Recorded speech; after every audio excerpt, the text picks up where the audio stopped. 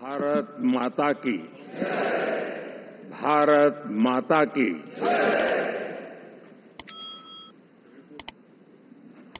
मैं सबसे पहले तो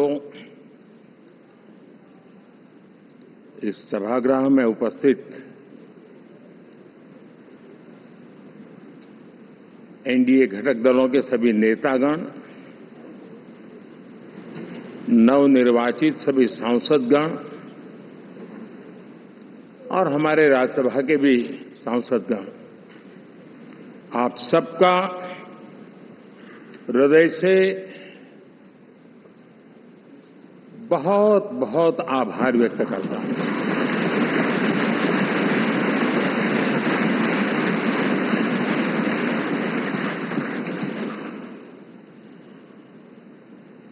मेरे लिए खुशी की बात है कि इतने बड़े समूह को आज मुझे यहां स्वागत करने का अवसर मिला है।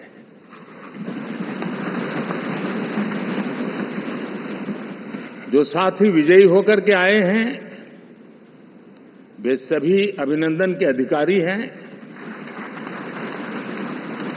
लेकिन जिन लाखों कार्यकर्ताओं ने दिन रात परिश्रम किया है, न उन्होंने दिन देखा न रात देखी, और इतनी भयंकर गर्मी में हर दल के कार्यकर्ता ने जो पुरुषार्थ किया है, परिश्रम किया है, मैं आज संविधान सदन के इस सेंट्रल हॉल से सर झुका करके उनको प्रणाम करता हूं।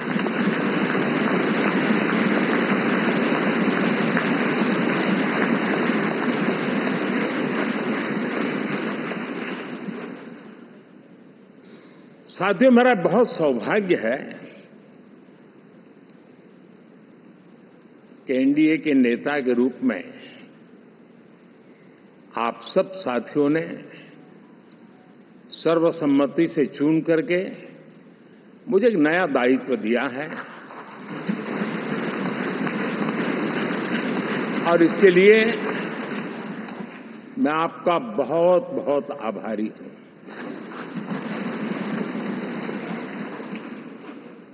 व्यक्तिगत जीवन में एक मैं जवाबदारी का एहसास करता हूं। जब 2019 में इस सदन में मैं बोल रहा था, आप सबने मुझे नेता के रूप में चुना था, और तब मैंने एक बात पर बल दिया था, विश्वास। आज जब आप मुझे फिर से एक बार ये दायित्व देते हैं, इसका मतलब है कि हम दोनों के बीच, हम आपस में विश्वास का सेतु इतना मजबूत है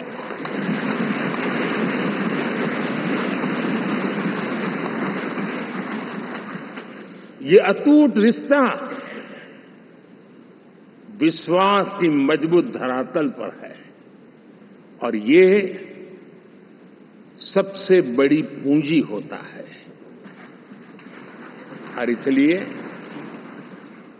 ये पल मेरे लिए भावुक करने वाले भी हैं, और आप सबके प्रति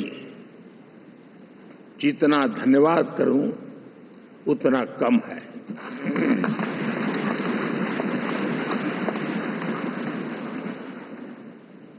साथियों,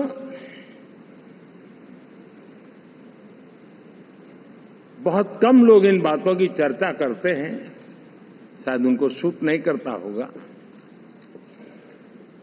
लेकिन हिंदुस्तान के इतने महान लोकतंत्र की ताकत देखिए कि एनडीए आज देश में 22 राज्यों में लोगों ने उनको सरकार बनाकर के सेवा करने का मौका दिया।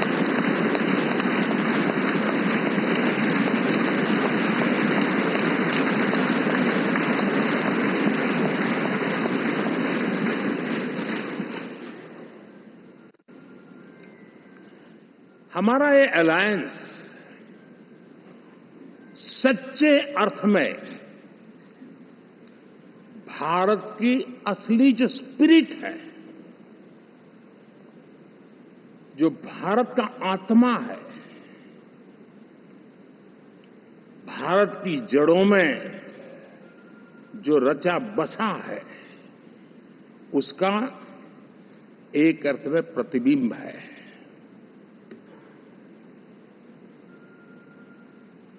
और मैं इसलिए कह रहा हूं कि थोड़ी नजर करें, हमारे देश में 10 ऐसे राज्य जहां हमारे आदिवासी बंधुओं की संख्या प्रभावी रूप से है, निर्णायक रूप से है, जहां इस आबादी आदिवासियों की ज्यादा है, ऐसे 10 राज्यों में से 7 राज्यों में एनडीए सेवा कर रहा है।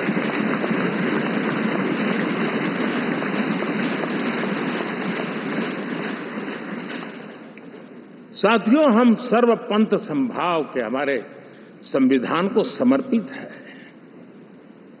और देश में चाहे हमारा गोवा हो या हमारा नॉर्थ ईस्ट हो, जहां बहुत बड़ी मात्रा में हमारे ईसाई भाई बहन रहते हैं, आज हम उन राज्यों में भी एनडीए के रूप में सेवा का अवसर हमें मिला।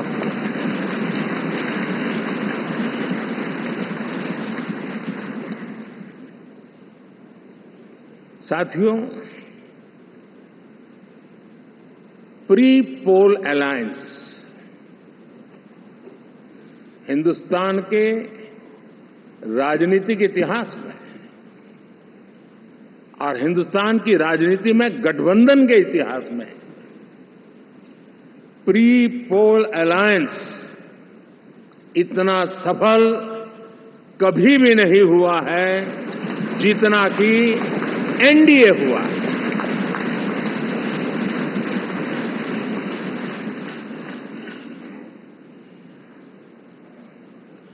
और ये गठबंधन का विजय,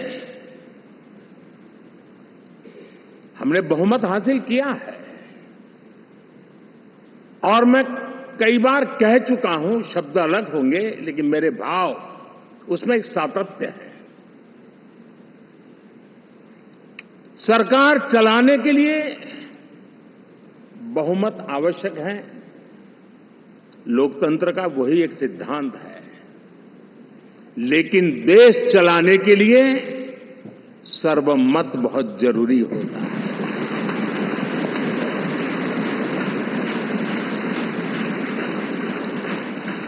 और मैं आज देशवासियों को यहां से विश्वास दिलाना चाहता हूं कि आपने जिस प्रकार से हमें बहुमत देकर के सरकार चलाने का सौभाग्य दिया है, ये हम सबका दायित्व है कि हम सर्वमत का निरंतर प्रयास करेंगे और देश को आगे ले जाने के लिए हम कोई कोर कसर नहीं छोड़ेंगे।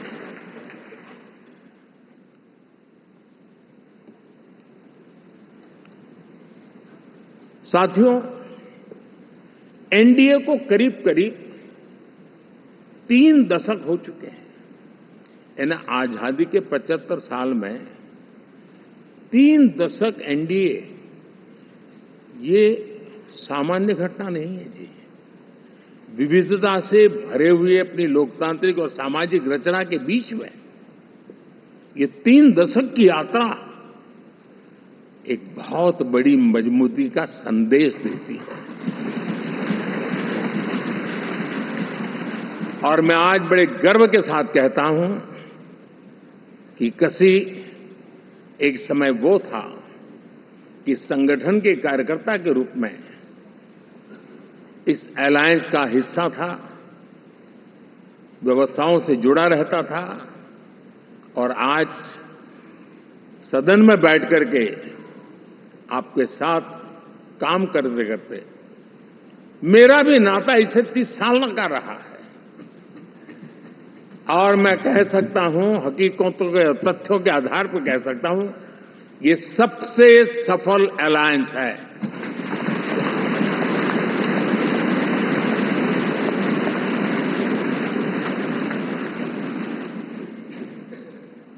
हम गर्व से कह सकते हैं कि 5 साल का टर्म होता है। इस अलायंस ने 30 साल में से 5-5 साल के 3 टर्म सफलतापूर्वक पार किए हैं और अलायंस चौथे टर्म में एंटर कर रहा है।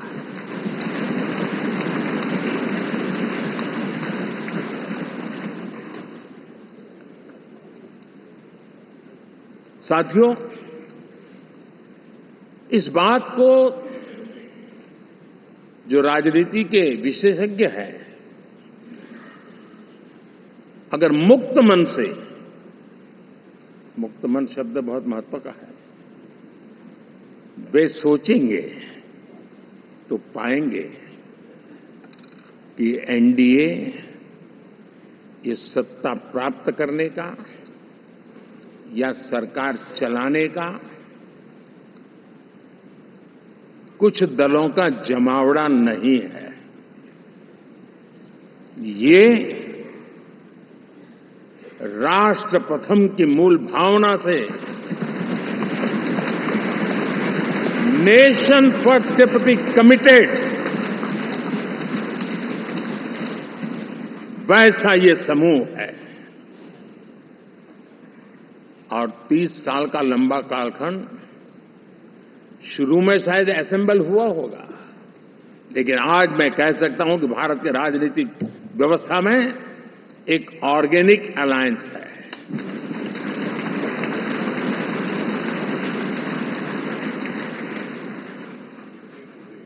और ये मूल्य श्रद्धेय अटल बिहारी वाजपेयी, श्री प्रकाश सिंह जी बादल, श्री बाला साहब ठाकरे, श्री जॉर्ज फर्नांडिस, श्री शरद यादव, अनगिनत नाम मैं कह सकता हूं। इन लोगों ने जिस बीज को बोया था, वो आज भारत की जनता ने विश्वास का सिंचन कर करके उस बीज को वटवृक्ष बना दिया है।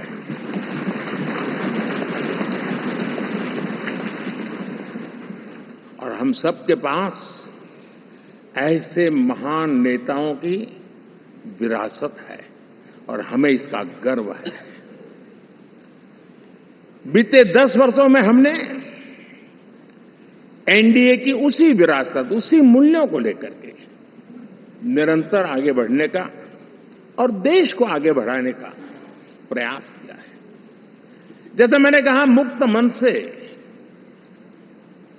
राजनीति के विश्लेषक अगर विश्लेषण करेंगे तो देखेंगे कि एनडीए का जो लोग दिखते हैं ना, उसमें एक कॉमन चीज नजर आती है और वो है गुड गवर्नेंस। इन सबने अपने अपने समय में, अपने अपने कार्यकाल में जब जब जहां सेवा करने का मौका मिला है, गुड गवर्नेंस इस देश को दिया है। और इस प्रकार से एनडीए एक प्रकार से, एनडीए कहते ही गुड गवर्नेंस ये अपने आप पर्यायवाची बन जाता है। साथियों, हम लोगों के सभी के कार्यकाल में, चाहे मैं गुजरात में रहा हूं या बाबू हमारे आंध्र में रहे हो या नीतीश जी ने बिहार के लिए भरपूर सेवा की हो, हम सबके अंदर केंद्र बिंदु में गरीब का कल्याण केंद्रस्थ रहा है।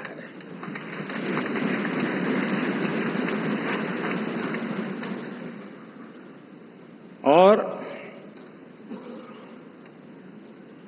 देश ने एनडीए के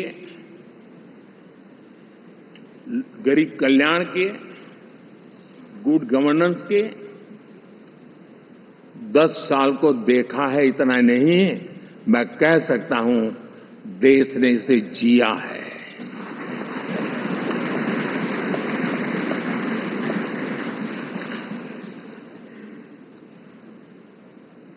जनता जनार्दन ने सरकार क्या होती है, सरकार क्यों होती है, सरकार किसके लिए होती है, सरकार कैसे काम करती है, इसको पहली बार अनुभव किया है। वरना जनता और सरकारों के बीच में एक खाई की व्यवस्था ही बनी हुई थी। हमने उसको पाट दिया है। हमने सबका प्रयास का मंत्र देश को नई ऊंचाई पर ले जाने के लिए चरितार्थ करके देखा है। साथियों, एनडीए सरकार में हम अगले 10 साल में, मैं बहुत जिम्मेवारी के साथ कह रहा हूं, अगले 10 साल में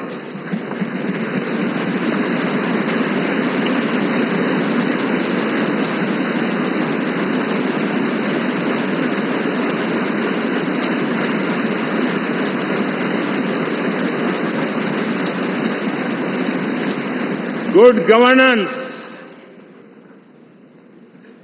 विकास,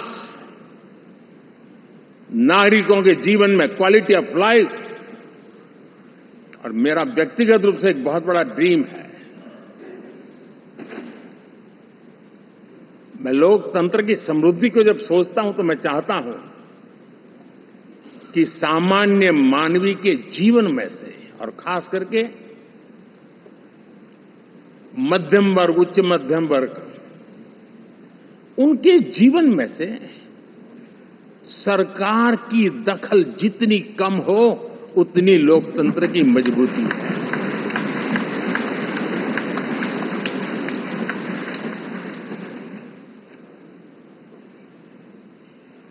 और आज के टेक्नोलॉजी के युग में बहुत आसानी से हम, वरना एक दिन में 10 काम हो तो 10 अलग अलग वो सारी चीजें मांगेंगे। हम बदलाव चाहते हैं। गुड गवर्नेंस का ये भी एक महत्वपूर्ण पहलू है।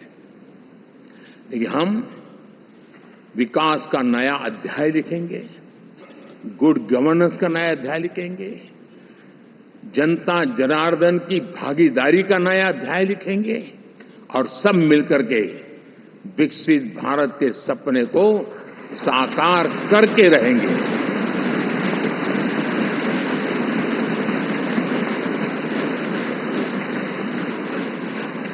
साथियों, एनडीए में, और मैं अगर विस्तार से कहूं तो सदन में किसी भी दल का कोई भी जनप्रतिनिधि होगा, मेरे लिए सब बराबर है।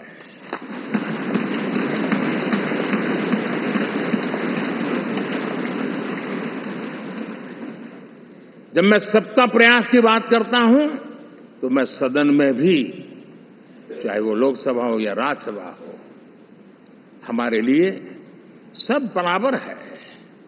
और यही एक भाव है जिसके कारण 30 साल से एनडीए अलायंस मजबूती के साथ आगे बढ़ा है।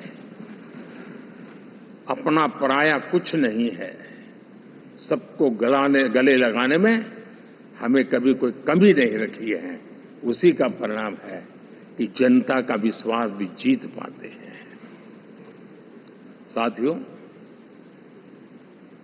हमने 2024 में जिस टीम भावना से काम किया है और ग्रासरूट लेवल पे किया है, सिर्फ फोटो ऑप करना, नेता मिलकर के हाथ हिलाएं और फिर तुम्हारे रास्ते में मेरे रास्ते, ऐसा नहीं। ग्रासरूट लेवल तक सबने मिल करके ये जो काम किया है, और उसी ने हमें ऑर्गेनिक अलायंस का सामर्थ्य दिया है।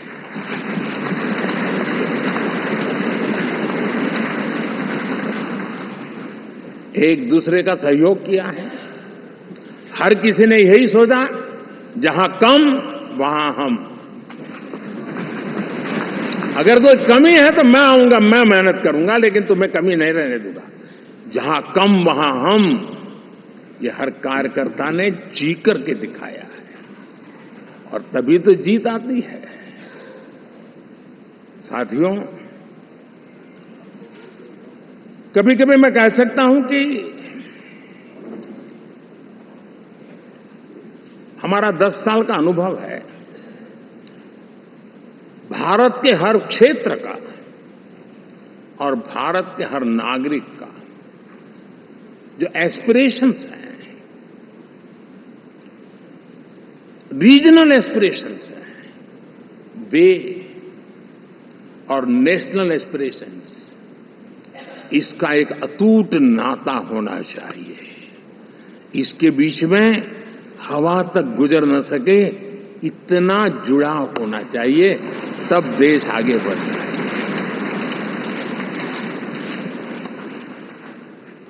साथियों, इस चुनाव में मैं कुछ उल्लेख जरूर करना चाहूंगा जो मेरी नजरिए से मैंने देखा है। दक्षिण भारत में एनडीए ने एक नई राजनीति की नींव मजबूत की है।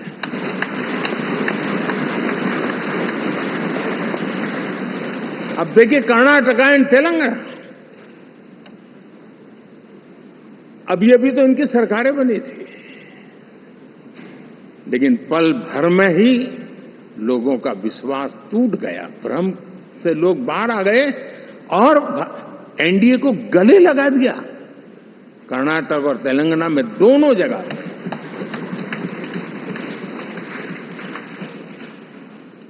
साथियों, तमिलनाडु, मैं तमिलनाडु की टीम को भी बधाई देना चाहूंगा, और वहां हमारा एनडीए समूह बहुत बड़ा भी है, और कईयों को पता था कि हम एक साथ एक सीट नहीं लड़ा पाएंगे, लेकिन इस लड़ाई में हम साथ रहेंगे। और मैंने बहुत से एनडीए के साथी तमिलनाडु में ऐसे हैं कि जिनका कोई उम्मीदवार नहीं था, लेकिन इस झंडे को ऊंचा रखने के लिए वो जी जान से जुटे थे। और इसलिए आज तमिलनाडु में भले हम सीट नहीं जीत पाए, लेकिन जिस तेजी से एनडीए का वोट शेयर बढ़ा है, वो साफ साफ संदेश दे रहा है कल में क्या लिखा हुआ है।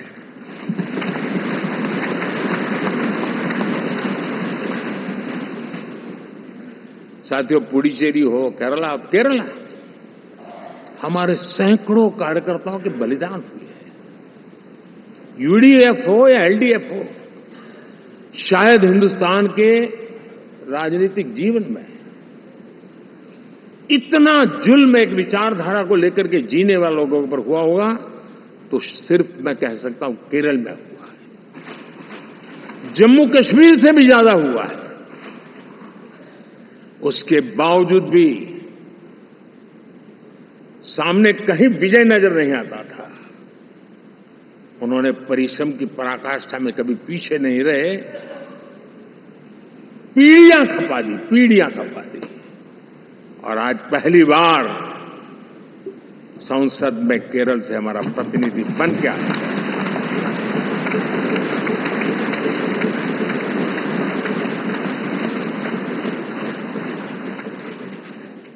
साथियों, अरुणाचल में हमने लगातार, हमारी सरकार बनती रही है और भारी समर्थन से बनती है। सिक्किम में भी हमारे एनडीए की सरकार करीब करीब क्लीन स्वीप के साथ, अरुणाचल क्लीन स्वीप। आंध्र, मैं अबू बाबू को पूछ रहा था, बोले हिस्टोरिकली ये सबसे हाईएस्ट विक्ट्री है।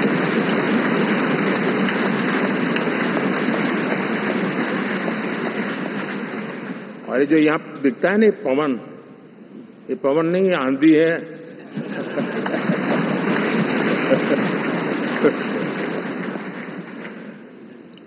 आंध्र ने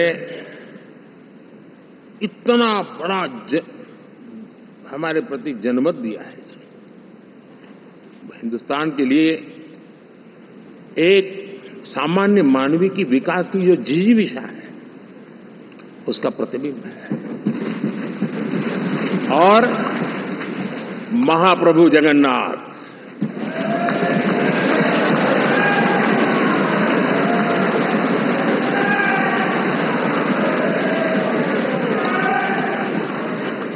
और मैंने अनुभव किया हमेशा। मैं हमेशा मानता हूं ईश्वर के अनेक रूप होते हैं, लेकिन जब मैं भगवान महाप्रभु जगन्नाथ जी को याद करता हूं तो मैं हमेशा मानता हूं ये गरीबों के देवता है।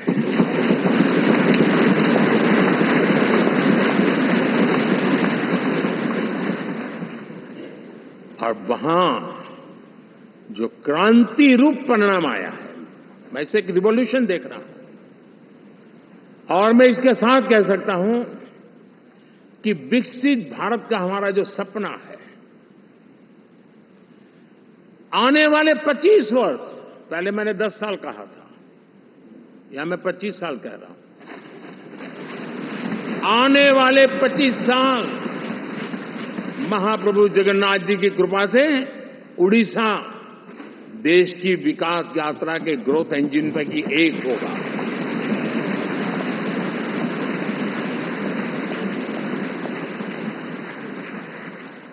साथियों, हम लोग जब 4 जून के नतीजे चल रहे थे, मैं तो अपने काम में कुछ व्यस्त था। बाद में फोन आना शुरू हो गए, तो मैंने किसी को पूछा, यार ये तो ठीक है आंकड़े वांकड़े, तो मुझे ये बताओ कि ईवीएम जिंदा है कि मर गया?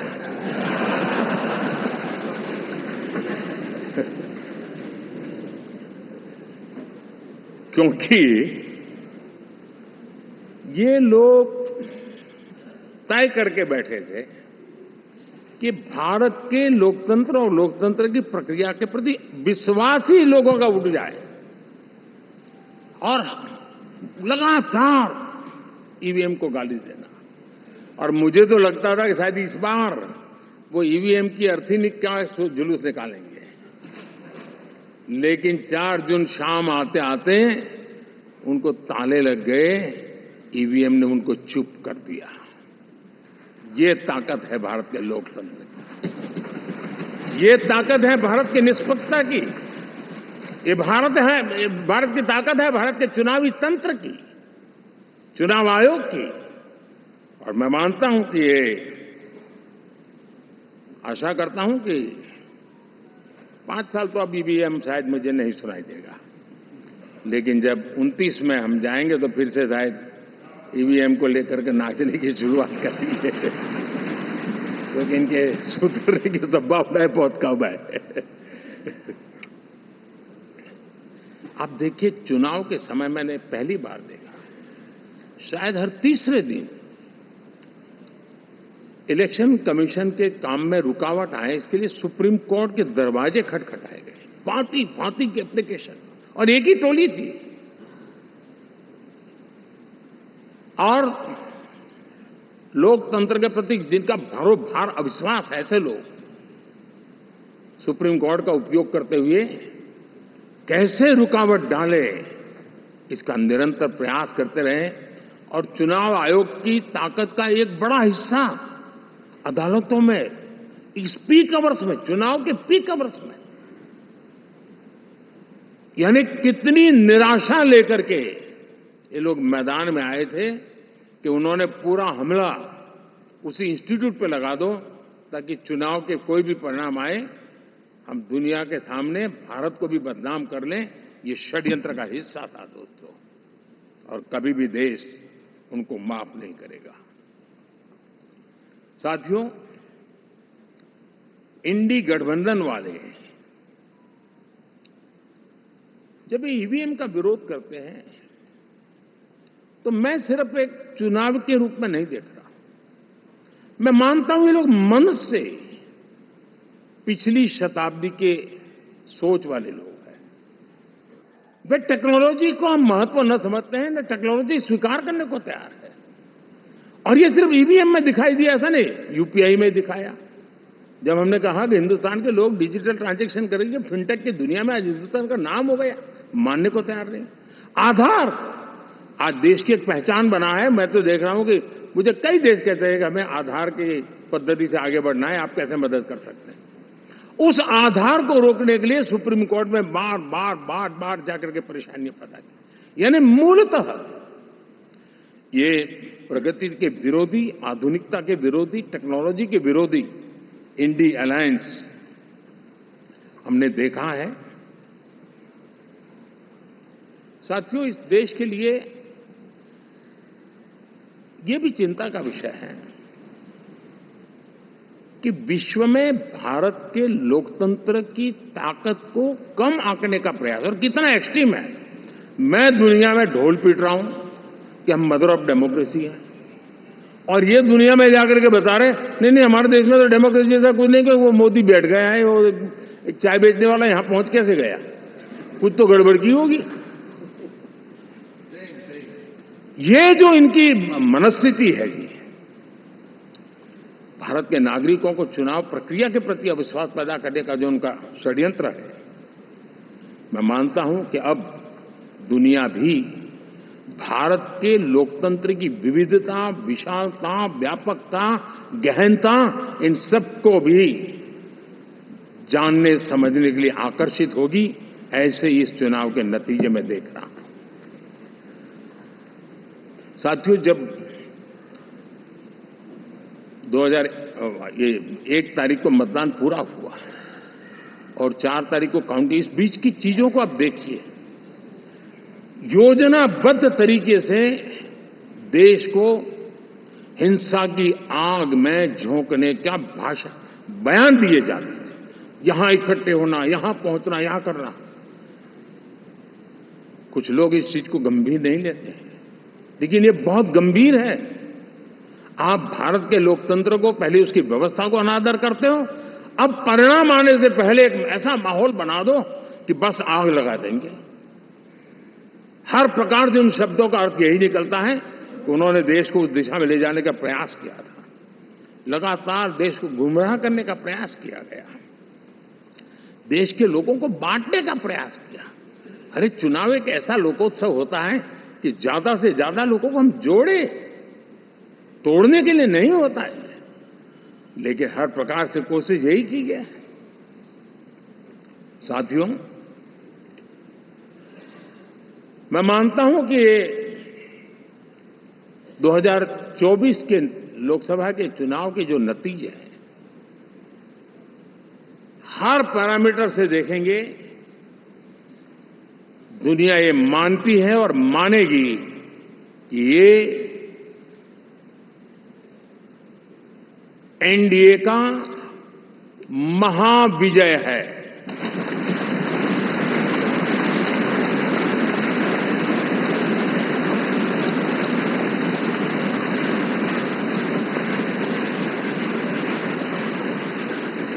और आपने देखा 2 दिन कैसा चला, जैसे हम तो हार चुके हैं, गए।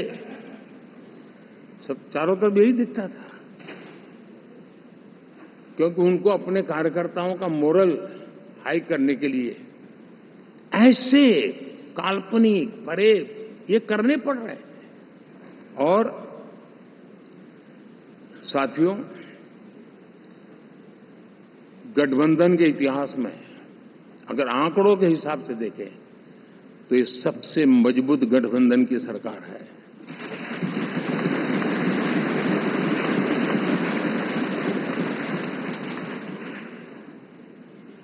लेकिन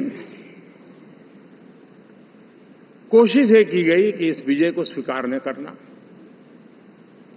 उसको पराजय के छाया में डुबो कर रखना। लेकिन उसकी ऐसी चीजों की बाल मृत्यु हो जाती है, और हो भी गई। लेकिन देशवासी जानते हैं कि न हम हारे थे, न हम हारे हैं।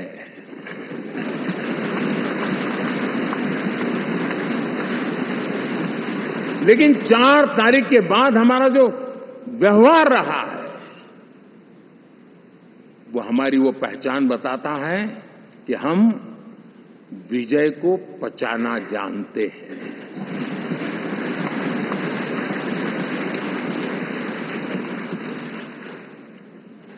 हमारे संस्कार ऐसे हैं कि विजय की गोद में उन्माद पैदा नहीं होता है और न ही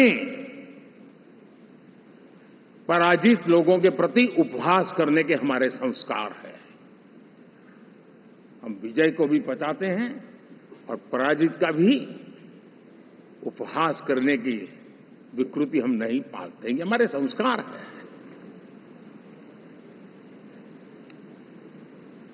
अब किसी भी बालक को पूछो कि भाई लोकसभा के चुनाव के पहले सरकार किसकी थी, तो कहेगा एनडीए।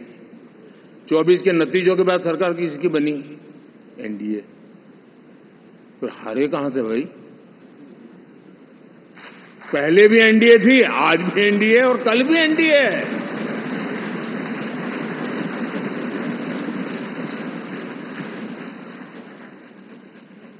आप सोचिए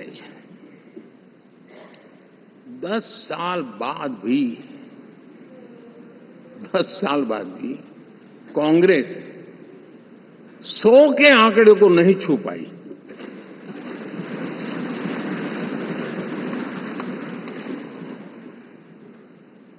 और अगर मैं 14, 19 और 24 3 चुनावों को जोड़ करके कहूं, कांग्रेस के 3 चुनाव जोड़ूं, तो इन 3 चुनावों में जितनी सीटें मिली है उससे ज्यादा हमें इस चुनाव में मिली है।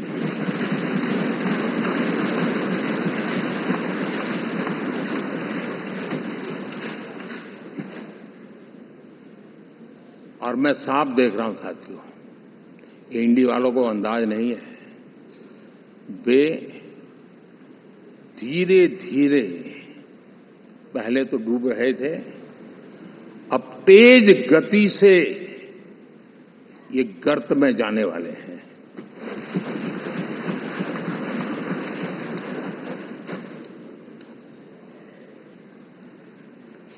साथियों, इंडिया अलायंस वाले देश के सामान्य नागरिकों की जो समझ है, आज भी वो उसके सामर्थ्य को समझ नहीं पाए या समझना चाहते नहीं है। भारत के सामान्य व्यक्ति की भी एक समझ है और जो जमीन से जुड़ा रहता है ना, वो समझ को छूता है, समझता है, पहचानता है, वो वहां नहीं है। साथियों, इन लोगों का जो व्यवहार रहा है 4 तारीख के बाद, मैं आशा करता था कि वे लोकतंत्र का सम्मान करेंगे, लेकिन उनके व्यवहार से लगता है कि शायद उनमें ये संस्कार आए, इसके लिए हमें और इंतजार करना पड़ेगा। और तो मैं ज्यादा कुछ कह नहीं सकता। और ये वो लोग हैं जो खुद की पार्टी के पीएम का अपमान करते हैं, उसके निर्णयों को फाड़ देते थे। खुद की पार्टी को विदेशी मेहमान आ जाए तो उसके लिए चेयर नहीं होती थी। ये सारे दृश्य आपने देखे हैं, ठीक। और मैं समझता हूं कि इन सारी स्थितियों में से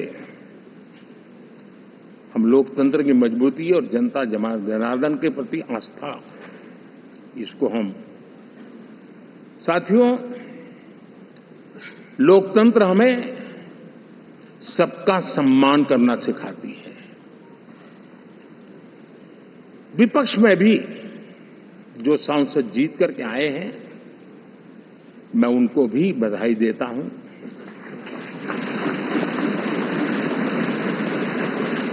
और मैं पिछले 10 वर्ष में एक चीज मिस कर रहा था कि debate, participation, quality of debate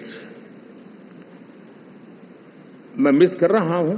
लेकिन मैं आशा करता हूं कि अब इस नया जो सदन बना है वो कमी मुझे खलेगी नहीं, शायद हमारे साथी भी राष्ट्रहित की नीयत के साथ सदन में आएंगे और भले वो विपक्ष में बैठे होंगे, लेकिन राष्ट्र के विपक्ष में नहीं है, हमारे विपक्ष में है। राष्ट्र में तो हम सब एक ही दिशा में हैं।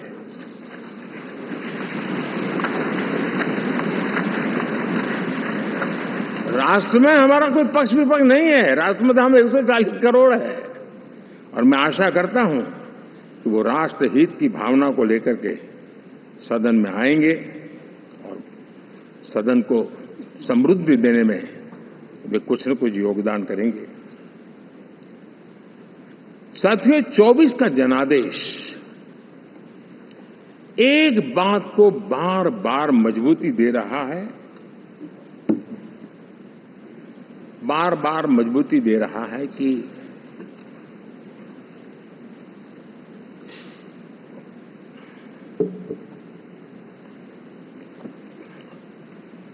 देश को आज के वातावरण में सिर्फ और सिर्फ एनडीए पर ही भरोसा है।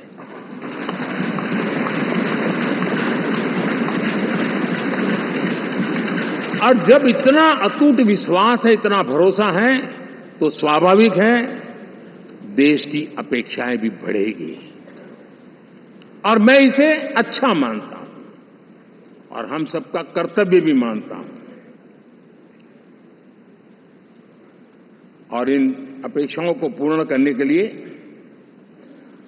और मैंने पहले भी कहा था कि जो 10 वर्ष हमने काम किया है वो तो ट्रेलर है।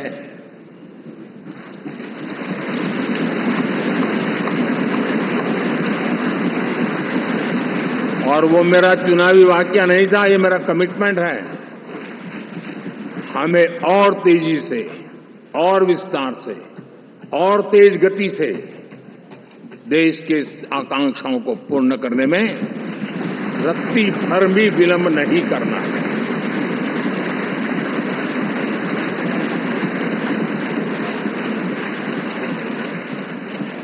जनता जनार्दन चाहती है हम पहले से ज्यादा डिलीवर करें। जनता चाहती है कि हम खुद ही हमारे पुराने रिकॉर्ड तोड़े। और मैं साथियों एक तरफ एनडीए रखूं, दूसरी तरफ भारत के लोगों के सपने और संकल्पों को रखूं, तो मैं कहूंगा NDA, new India, develop India, aspirational India.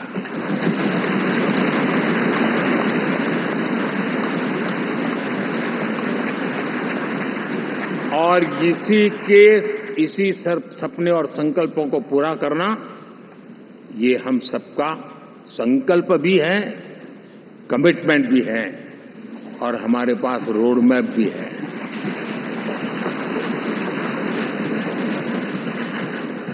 साथियों, एनडीए ने हमेशा करप्शन फ्री, रिफॉर्म ओरिएंटेड, स्थिर सरकार देश को दी है। जब जब हमें अवसर मिला हम लोगों ने काम किया है। उसके सामने कांग्रेस नेतृत्व वाली यूपीए, अब उन्होंने पुरानी अपनी छवि सुधारने के लिए नाम बदल दिया, लेकिन पहचान घोटालों की है। आए दिन घोटाले, यही पहचान रही है। और नाम बदलने के बावजूद भी देश उनके घोटालों को नहीं भुला है, उनको नकारा है।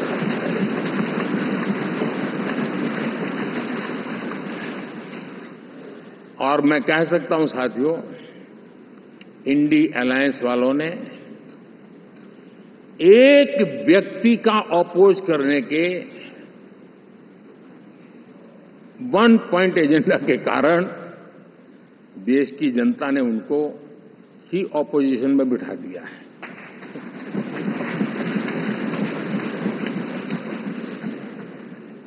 एनडीए विकसित भारत, इस संकल्प को लेकर के चुनाव में गया था। देश के लिए सकारात्मक सोच को लेकर के गया था।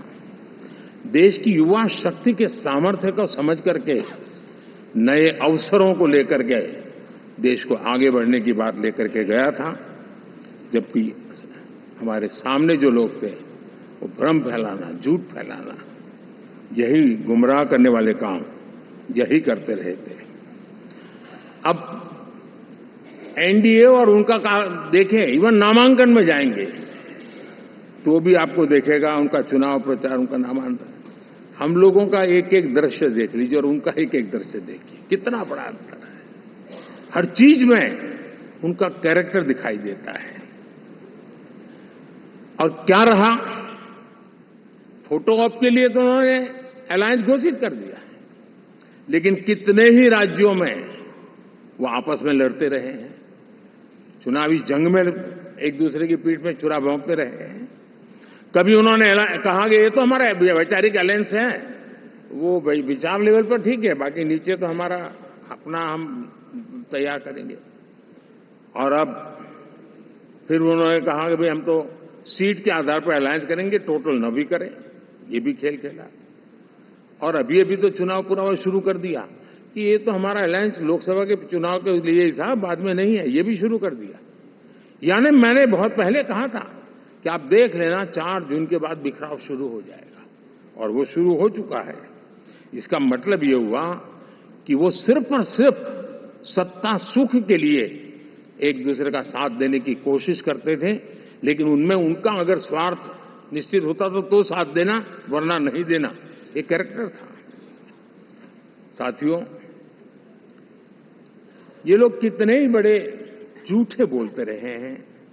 और आप देखिए, चुनाव के समय उन्होंने देश के सामान्य नागरिक को गुमराह करने के लिए जो पर्चियां बांटी कि ये देंगे और वो देंगे और टिकना देंगे, फलाना देंगे, 2 दिन से मैं देख रहा हूं कि कांग्रेस के दफ्तरों पर लोग कतार लगा के खड़े हैं कि ये पर्ची है, 1 लाख रुपया कहां है, लाओ भाई, मांग रहे हैं लोग। यानी आपने जनता जनार्दन की आंखों में कैसा उनको भ्रमित किया, कैसी आंख में धूल झोंक दी कि वो बेचारा सामान्य नागरिक मान के चलता था, हाँ भाई 4 जून के बाद रुपया मिल जाएगा, इसलिए वो जाके खड़ा रह गया। और अब उसको धक्का मारा जा रहा है, डंडे मारे जा रहे हैं, वहां से निकाला जा रहा है। अब इस प्रकार का चुनाव, ये अपने आप में देश के गरीबों का अपमान है, हमारे देश के सामान्य नागरिकों का अपमान है। और कभी भी देश ऐसी हरकतों को न भूलता है, न ही कभी माफ किए बिना माफ कभी करता है।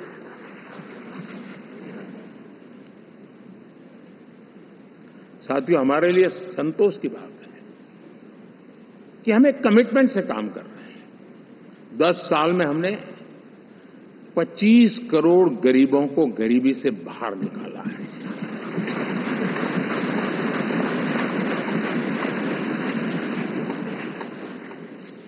गरीब कल्याण का एक सुरक्षित मजबूत कवच दिया है हमने उसको, और उसके अंदर भी एक नए एस्पिरेशंस पैदा हुए हैं कि हां, अब मुझे गरीब नहीं रहना है, और उसके लिए मुझसे जो हो सके मैं हर अवसर का फायदा उठाऊंगा। 3 करोड़ गरीबों को घर, ये ऐसे कहने का आंकड़ा नहीं है जी, कितनी मेहनत पड़ती है मुझे मालूम है, लेकिन हम सफलतापूर्वक इसको कर पाए हैं। 4 करोड़ लोगों को दे चुके हैं, 3 करोड़ का हम संकल्प लेकर के आज से आगे बढ़ेंगे। यानी ये भी हिम्मत है कि 4 करोड़ देने के बाद जिन परिवारों का विस्तार हुआ है, जरूरत पड़ी है, और राज्यों की भी उसमें इच्छा है, 3 करोड़ नए घर बनाने का संकल्प। 70 वर्ष की आयु से ऊपर के व्यक्तियों को, नागरिकों को 5 लाख रुपए तक इलाज के लिए मुफ्त इलाज की व्यवस्था। मुद्रा योजना के तहत हमारे नौजवानों को कारोबार के लिए 20 लाख तक की उनकी बैंक से उनको लोन मिले, इसकी व्यवस्था। ये मैं समझता हूं कि वायदा हमारे तीसरे कार्यकाल की गारंटियां, सब मैं अभी बताता नहीं हूं, लेकिन इन गारंटियों के प्रति हम कमिटेड हैं और उसे पूर्ण करने के लिए हम कोई कमी नहीं रखेंगे।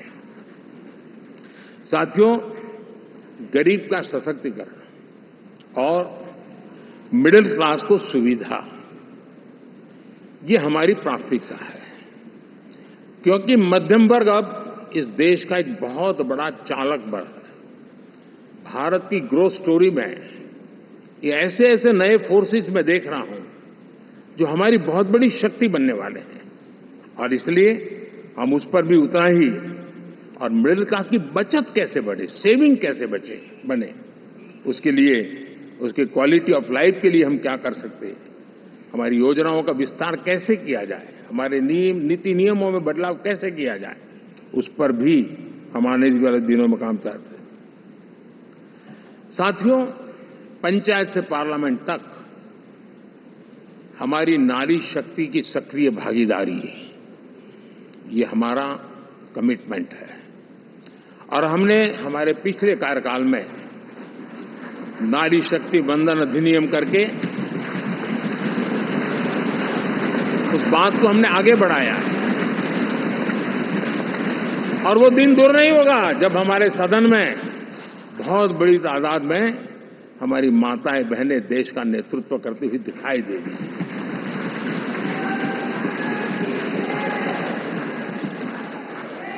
इस पूरे चुनाव में हम सबसे ज्यादा महिला उम्मीदवारों को टिकट देने वाली पार्टी रहे हैं, ये हमारा कमिटमेंट है। हमारी महिला सांसदों को जो आशीर्वाद देश की जनता ने दिया है, मैं इसके लिए विशेष रूप से उनका आभार व्यक्त करता हूं। और साथियों, आपने देखा होगा G20 समिट में दुनिया के सामने एक विषय लेकर के हम बड़े आग्रह से गए हैं, और वो है empowerment of women, development of women. इन सारी बातों को तो हम परिचित हैं। हमने एक नया शिफ्ट किया है, और हम G20 समिट से भी इसको आगे बढ़ा रहे हैं, विमेन लेड डेवलपमेंट।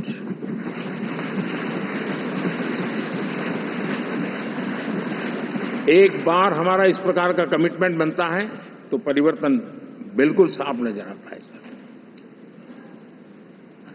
साथियों, एनडीए का ये कार्यकाल बड़े फैसलों का है, तेज विकास का है, और अब हम समय गंवाना नहीं चाहते कि हम 5 नंबर की इकोनॉमी से 3 नंबर की इकोनॉमी पर पहुंचना है।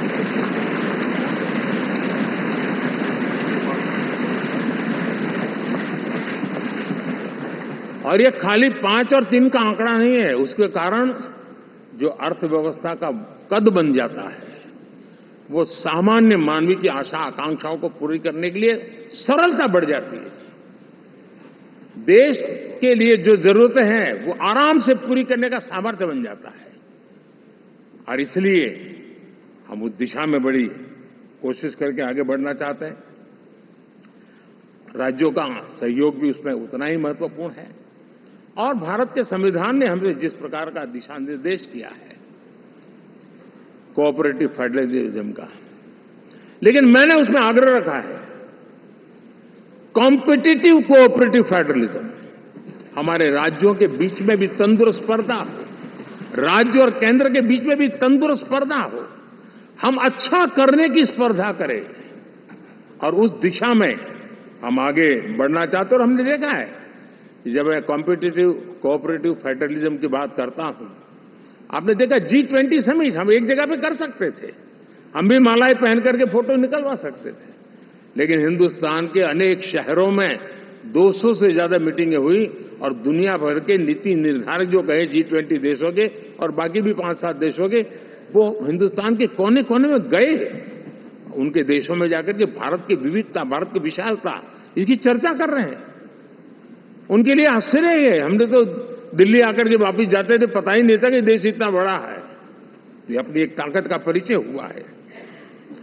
हमने कोविड में देखा, राज्यों के साथ कोऑपरेशन के साथ हमने जिस प्रकार से लड़ाई लड़ी, और एक सूत्र में रह करके लड़े, दल किसी का भी हो सरकार में, लेकिन हमने इस काम को किया क्योंकि हमारा कोऑपरेटिव फेडरलिज्म के प्रति कमिटमेंट है। एस्पिरेशनल डिस्ट्रिक्ट एक ऐसा मॉडल है गवर्नेंस का जिसमें राज्य भी उतना ही सक्रियता से हमारे साथ जुड़े हुए हैं। और दुनिया के लिए जो डेवलपिंग कंट्रीज हैं, उनके लिए गवर्नेंस का एक ऐसा मॉडल प्रस्तुत हो रहा है जिसका अब तो केस स्टडी के रूप में दुनिया के अनेक यूनिवर्सिटी केस स्टडी करना शुरू की है।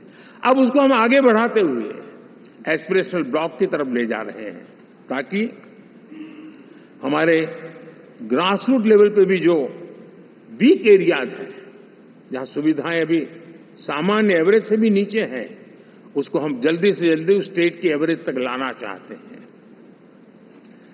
देश का रीजन, कोई भी क्षेत्र हो, सर्वांगीण विकास को लेकर हम चले हैं। साथियों, गत 10 वर्ष में इंफ्रास्ट्रक्चर के क्षेत्र में हमने एक बहुत बड़ा, यानी सोचने में भी बदलाव लाए। जमीन पर तो लाए, वरना हमारे देश में सोचा चलेगा यार, एक बार कर लो ना, उस सारे में से बदलाव नहीं। अब तो अच्छा ही चाहिए, बड़ा ही चाहिए, जल्दी से जल्दी पहुंचाने वाला चाहिए। सामान्य मानवीय के मन को हमने इस तरह से प्रेरित भी किया है और पुरुषार्थ करके हमने उस दिशा में काम किया है। 5 साल में हमें गति शक्ति, यानी इस प्रकार के प्लेटफॉर्म पर जो काम किया है, जो काम 6-6, 8-8 महीने तक नहीं होता था, वो आज 15-20 दिन में कर सकते हैं। सर, टेक्नोलॉजी का उपयोग करके हम काम कर रहे हैं। और ये जब होता है तो उसका मूल फायदा देश के नौजवानों के लिए रोजगार के अति अवसर बन जाते हैं। उनके लिए जीवन में सिलेक्शन के लिए बहुत बड़ा दायरा बढ़ जाता है। और वो हमें, साथियों, आज भारत दुनिया में विश्व के लिए एक नया मैन्युफैक्चरिंग हब के रूप में उभर रहा है। और जब हम मैन्युफैक्चरिंग हब कह रहे हैं, तब सिर्फ इलेक्ट्रॉनिक गुड्स या सर्विसेज की मैं बात नहीं कर रहा हूं। मैं फूड प्रोसेसिंग में भी आज दुनिया में हम बहुत तेजी से आगे बढ़ रहे हैं, और वो भारत के किसानों को बहुत बड़ी ताकत देने वाला है। उसी प्रकार से स्पेस हो, आर्टिफिशियल इंटेलिजेंस हो, स्टार्टअप्स की बात हो, स्किल जॉब अपॉर्चुनिटीज की बात हो, आज भारत बहुत तेजी से आगे बढ़ेगा, बढ़ रहा है, ये मेरा विश्वास है। साथियों, मुद्रा योजना, ड्रोन दीदी, विश्वकर्मा योजना, इसने भी नई संभावनाओं को जन्म दिया है। साथियों, हमारी संस्कृति, हमारी विरासत, उसके प्रति हम जितना ध्यान केंद्रित करेंगे, दुनिया के लिए आकर्षण का केंद्र बनेगा। और इसलिए हम उन दिशा में, और मैं मानता हूं भारत के लिए टूरिज्म एक ऐसा एवेन्यू है जो गत शताब्दी में हमें कभी, आज से लेकर के पीछे के 100 साल में कहूं, ऐसा अवसर नहीं मिला है जैसा आने वाले 25 साल में मिलने वाला है। दुनिया भारत की तरफ मुड़ने वाली है। अब हमारा काम है, हम इसके लिए आवश्यक व्यवस्थाओं को विकसित करें, हमारी विरासत के प्रति हम हमारा पर्यटन का विकास करते हुए एक विन विन सिचुएशन का हम फायदा उठाएं, और उसमें बहुत अधिक निवेश की संभावनाएं मैं देखता हूं। और ये ऐसा क्षेत्र है जिसमें हर स्तर के लोग कमाते हैं, गरीब से गरीब आदमी भी कमाता है और बड़ी बड़ी होटल वाला भी कमाता है, हर कोई इसमें कमाता है। और हमने टूरिज्म के हम बल देना चाहते हैं, बहुत पोटेंशियल है। आज जो इंफ्रास्ट्रक्चर के क्षेत्र खुले हैं, इसका फायदा उसको मिलता है।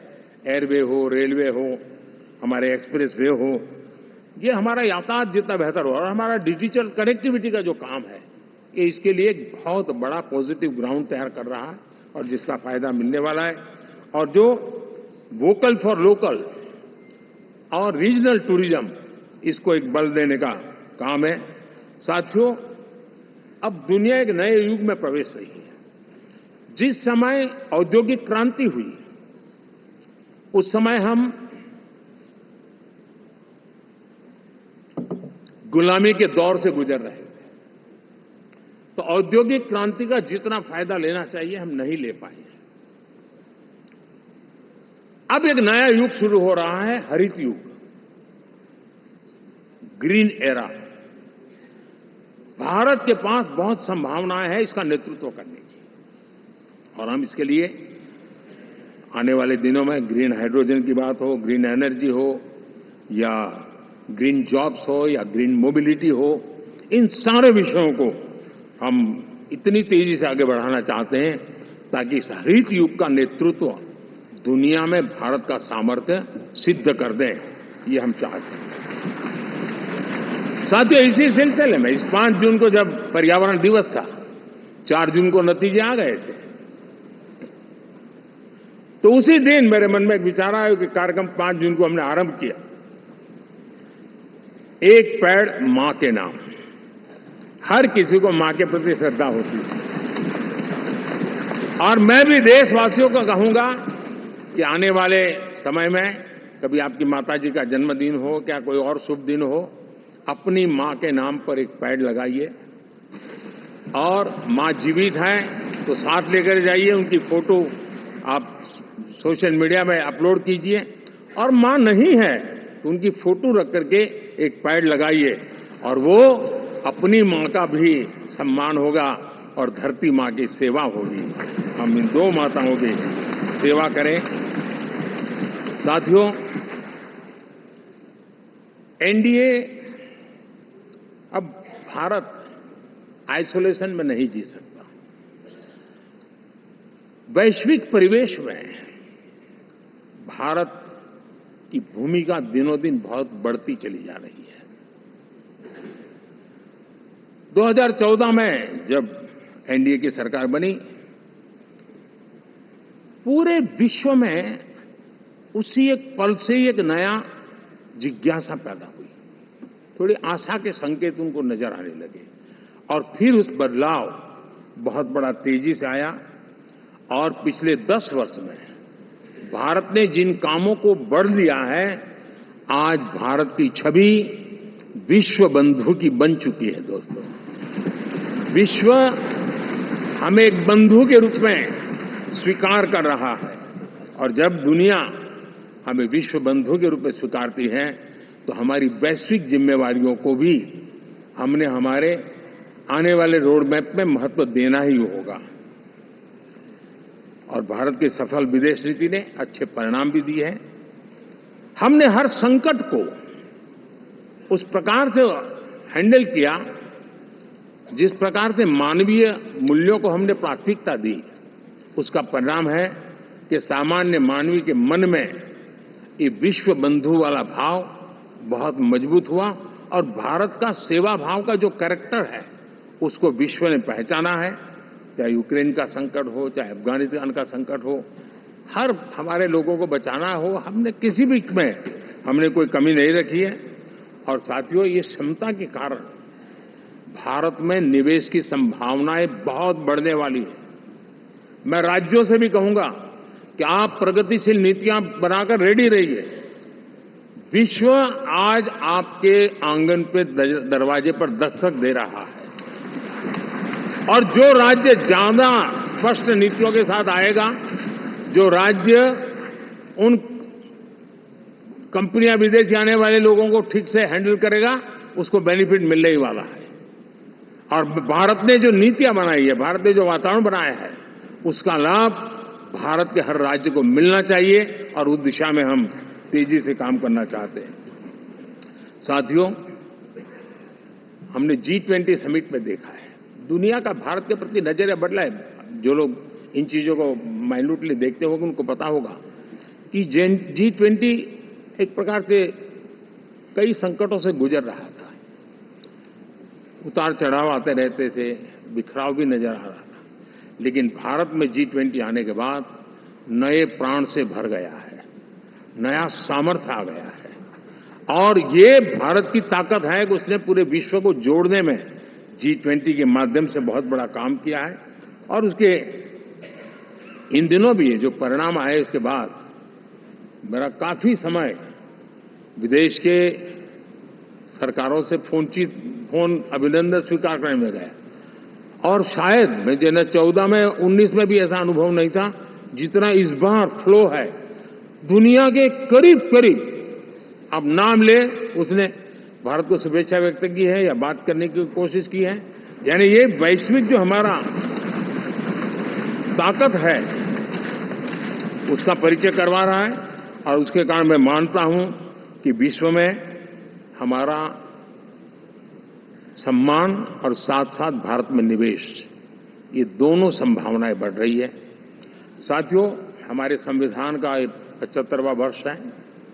हम चाहते हैं कि संविधान हमारी संवैधानिक संस्थाओं का संरक्षण भर इसके मात्र के लिए है, ऐसा नहीं। कोई अदालत में धाराओं का उपयोग करके काम करने के लिए नहीं है। ये एक हमारी भावना है, हमारा स्पिरिट है, और हमें इस 75 साल को ऐसे मनाना है ताकि हम संविधान के स्पिरिट को जन जन तक पहुंचाएं।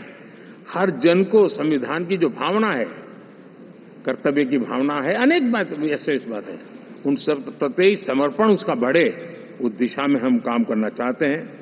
साथियों, छत्रपति शिवाजी महाराज के राज्याभिषेक के 350 वर्ष के उत्सव में देश आज रंगा हुआ है, और हमारे लिए सबसे बड़ी प्रेरणा है, क्योंकि उसमें राष्ट्र प्रथम की भावना है। छत्रपति शिवाजी महाराज को याद करते ही राष्ट्र प्रथम की भावना हमें मजबूती देती है, और इसलिए हम देश में इसी एजेंडा को आगे रखते हुए, और जब इसी समय 350 साल का पर्व आया है, तो हमें अपनी पॉलिसी और परफॉर्मेंस और सामान्य मानवीय का जीवन बेहतर करना है, उसमें जरा भी विलंब नहीं करना है। साथियों, विकास की सारी तैयारियां, रोड मैप लेकर को हम चलेंगे ही, चल रहे हैं, लेकिन साथ साथ हम नए नए सांसद आए हैं, कुछ पुराने सांसद हैं, कुछ ज्यादा अनुभवी सांसद भी हैं। आप देखते हैं कि इन दिनों, पिछले 2 दिन से आप टीवी पे देखते होंगे, एक भी सच्चाई मुझे उसमें नजर नहीं आई। कोई ये कह रहा है, कोई वो कह रहा था, सब मैंने कहा भी जरा पूछो तो ये जानकारी लाते कहां से, गपगोले चला रहे हैं, किसी के खाते में कुछ भी डाल करके चल रहा है। मतलब ये थोड़े दिन, क्योंकि 10 साल से ऐसे अवसर नहीं मिले हैं, तो शायद ये उबाल जरा ज्यादा रहेगा। लेकिन आप मान के चलिए जी, ऐसे लोग कोई पहुंचेंगे, बस साहब मेरा अच्छा संबंध है, मंत्री में आपका नंबर कर सकता हूं, आया, हमें भी पता नहीं होता यार, हो सकता है मिनिस्टर बनने का ही रास्ता होगा, तो हम भी गलती से उसका हाथ पकड़ लेते हैं, और वो पता नहीं वो किस खाई में डुबो देता है। कभी कभी तो शायद अब तो टेक्नोलॉजी ऐसी है कि हो सकता है मेरे सिग्नेचर से कोई लिस्ट बाहर निकल जाए कि ये मंत्री बन गए, हो सकता है कोई बुद्धिमान डिपार्टमेंट भी बांट दे। तो आजकल कई लोग सरकार बनाने में लगे हुए हैं, मंत्री पद बांट रहे हैं, पद बांट रहे हैं, व्यवस्था बांट रहे हैं।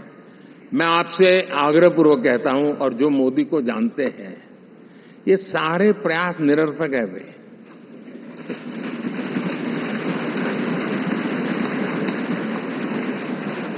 आप भी किसी का फोन आ जाए तो 10 बार वेरीफाई कीजिए कि जिसने फोन किया है वो सचमुच में अथॉरिटी है। अदरवाइज कोई भी कहे भाई आपका नाम हो गया है, सुबह परिवार को बुला लीजिए, शपथ समारोह में आना है, हो गया। तो ऐसी गपबाजी करने वाली एक बहुत बड़ी फौज रहती है। कुछ लोग आदतन करते रहते हैं, कुछ लोगों को मजाक आती है लेकर, और कुछ लोग बदइरादे से करते हैं। मेरा सभी सांसदों से आग्रह है कि हम इन सारे षड्यंत्रों का शिकार न बने। दूसरा, हमारे जो इंडिया अलायंस वालों ने इस चुनाव में फेक न्यूज में एक्सपर्टाइज कर लिया, डबल पीएचडी कर लिया उन्होंने, वो शायद इसका भरपूर उपयोग करेंगे। हम कृपा करके इन चीजों से दूर रहें, अफवाहों से दूर रहें। ये जो टीम बैठी है वो अनुभवी टीम है, मुझे भी सही सलाह देने वाली टीम है, और इसलिए टीम मिलकर के बहुत सही निर्णय करने वाली है। कृपा करके ब्रेकिंग न्यूज के आधार पर देश चलेगा नहीं, ये मान के चलिए।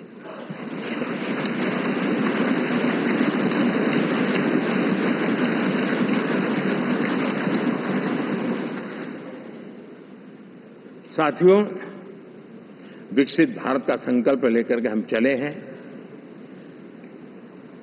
3 नंबर की इकोनॉमी पहुंचना मैं जानता हूं, निश्चित रोड मैप के साथ उसको हम पार करने वाले हैं। और मैंने पहले भी कहा था कि मेरा पल पल देश के नाम है, मेरा पल पल आप लोगों के नाम है। मैं 24/7 अवेलेबल हूं।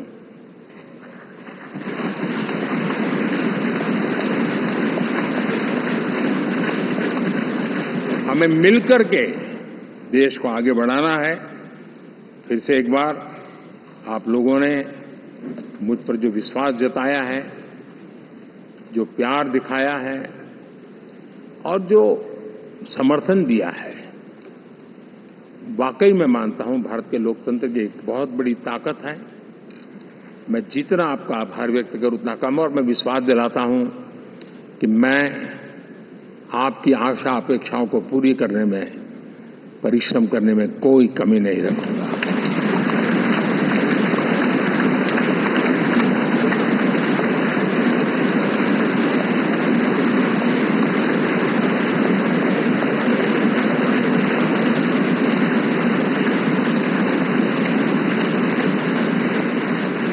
मेरे लिए जन्म सिर्फ और सिर्फ वन लाइफ वन मिशन, और वो है मेरी भारत माता। ये मिशन है 140 करोड़ देशवासियों के सपनों को पूरा करने के लिए खप जाना।